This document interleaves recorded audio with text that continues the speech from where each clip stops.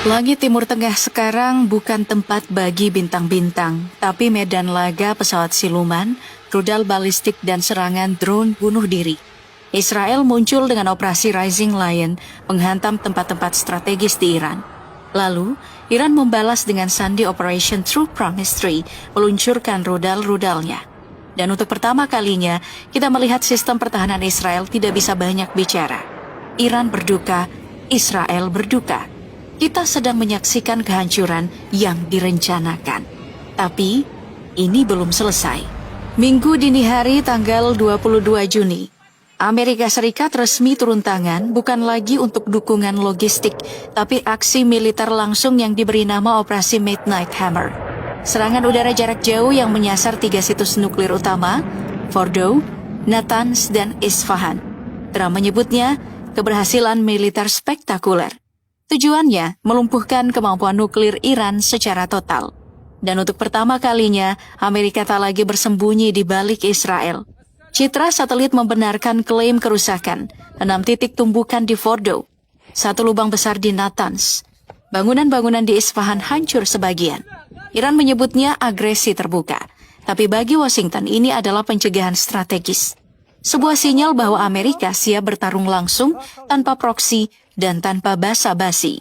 Dan di saat itulah, perang regional resmi berubah jadi konflik global terbuka. Karena serangan ini bukan akhir, melainkan awal dari respon yang mengguncang dunia.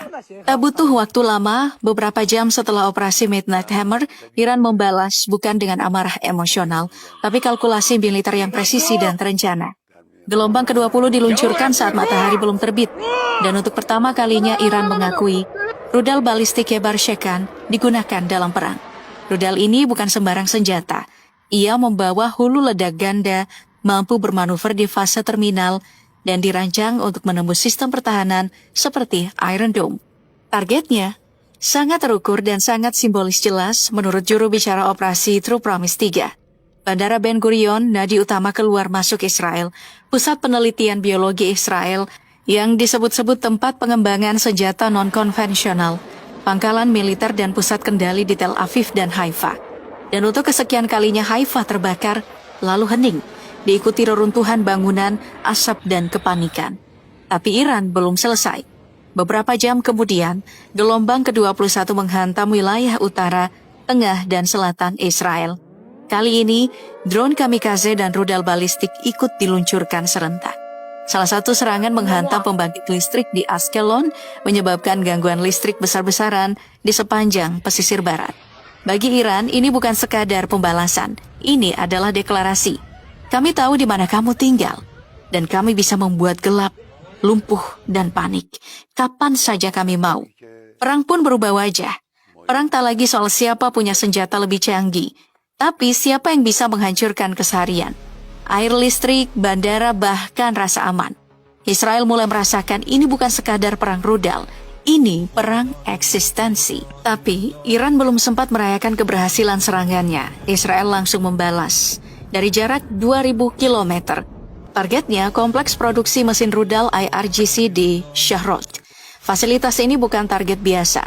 Disinilah Iran merancang produksi ribuan rudal permukaan ke permukaan untuk tahun-tahun ke depan.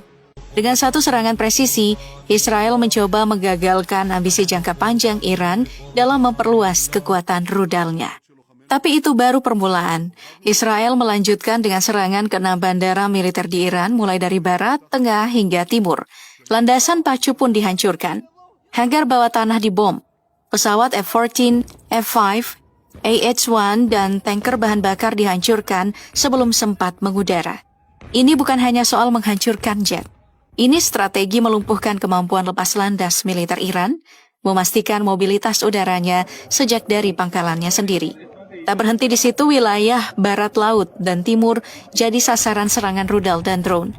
Pengumpan listrik di Teheran Utara rusak, menyebabkan pemadaman luas. Gedung Federasi Bola Tangan hancur sebagian, bukan target militer tapi simbol. Kampus Syahid Beheshti dan 2 pangkalan militer di Karats dan Shar-e-Rei ikut digempur. Dan yang paling menyentak, situs nuklir Fordow kembali dihantam untuk kedua kalinya dalam 3 hari. Ini bukan hanya balas dendam, ini upaya melumpuhkan seluruh denyut kehidupan Iran. Tapi yang paling memilukan, catatan korban terus bertambah. Di Iran, lebih dari 627 orang tewas dan 4.870 lainnya luka-luka. Kebanyakan di kota-kota yang jadi target utama serangan udara, Shahrod, Karaj, Isfahan, dan Teheran. Rumah sakit kewalahan, jalanan pun penuh puing. Sementara di Israel tercatat 29 kematian dan lebih dari 3.200 luka-luka. Meskipun infrastruktur bertahan lebih baik, trauma kepanikan melanda seluruh negeri. Tapi yang paling tragis bukan jumlah korban, tapi bagaimana warga diposisikan sebagai alat. Di Israel, pemerintah melarang penerbangan sipil keluar masuk negeri, memaksa rakyat bertahan di zona perang.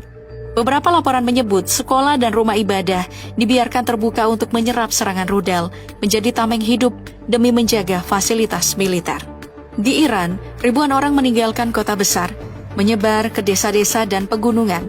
Eksodus sunyi ini bukan evakuasi, ini adalah pelarian. Karena tak ada perlindungan dan tak ada jaminan hidup. Di balik semua itu, pertanyaan makin nyaring. Berapa banyak nyawa yang harus dikorbankan demi ego negara? Serangan langsung Amerika ke 3 situs nuklir Iran mengguncang bukan hanya Teheran, tapi juga Moskow, Beijing, dan Pyongyang. Rusia bereaksi cepat.